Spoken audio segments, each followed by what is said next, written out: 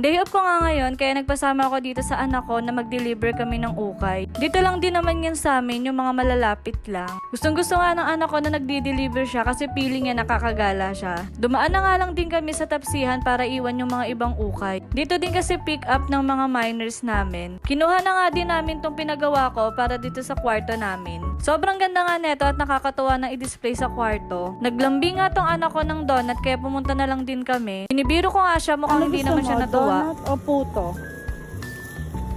Donut! Puto na lang, wala na ako pera eh. Joke lang. Nakakatuwa nga tong ano kasi kapag nakakita siya ng bulaklak ay kinukuha niya tas binibigay niya sa akin. Malapit nga lang din dito yung office ko kaya sabi niya pumunta daw kami. May bagong ang Dunkin Donut dito sa amin. Kaya dito ko na lang din siya dinala dahil malapit lang din sa amin. Itong anak ko ay marunong na rin siyang pumili kung ano yung gusto niya. Alam na alam talaga niya kung ano yung gusto niyang kainin. Dito na nga lang din namin kinain yung donut namin dahil may pupuntahan pa kami. Tuwang-tuwa tong anak ko dahil first time lang niya makapunta dito. Minsan kasi dinadaanan lang din namin at ngayon lang kami kakain talaga. Sinusulit ko nga lang din tong day off ko dahil minsan ko lang makasama yung anak ko. Busy kasi kami ng asawa ko sa pagtatrabaho. Ang dami nga netong kwento at ang daming tanong. Ang hirap talaga ng toddler kasi kapag hindi mo nasagot yung tanong nila, hindi ka talaga nila tatantanan at paulit-ulit nilang tatanungin hanggat masagot mo. Pagdaan nga namin dito sa palengke ay nagpabili naman tong anak ko ng piggy bank. Pag-iipunan daw niya yung gusto niyang motor. Dumaan din kami dito sa Kalentong para bilan ko siya ng bagong uniform. Hindi ko na kasi namalayan na lumalaki na pala tong anak ko.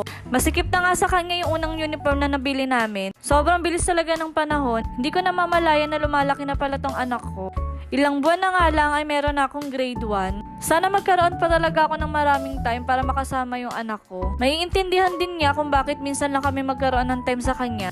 Ginagawa naman din namin to para sa kanya. Sumakay na nga kami ng jeep papauwi sa amin. Sobrang chill lang talaga ng anak ko kapag sumasakay kami basta tuloy-tuloy yung biyahe. Pagbaba nga namin ng jeep ay nakita niya tong tarpaulin. Tinatanong niya sa akin kung dyan daw mag-work si daddy niya. Sabi ko nga sa kanya ipag-pray niya para dyan na mag-work si daddy niya. Nakalimutan ko pala na may nag-aabang sa akin mga labahi. Let's go, parang Christmas tree mga mimaso. Yan lang, bye-bye. Say hello, bye-bye. Bye-bye po. Bye-bye. Bye-bye. Thank you for watching.